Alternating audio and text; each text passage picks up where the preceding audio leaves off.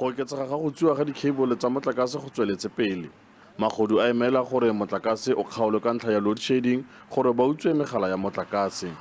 Baagi ba Rustenburg ba re magodu a epolola megala ya motlakase e epetsweng le go kgaola dipale tsa motlakase go utswa megala eno.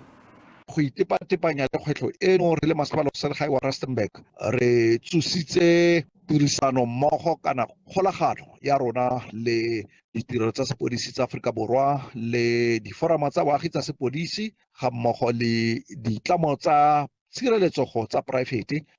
Baagi kwa Klerksdorp le bone ba na le kgwetlho e tshwanang le eno.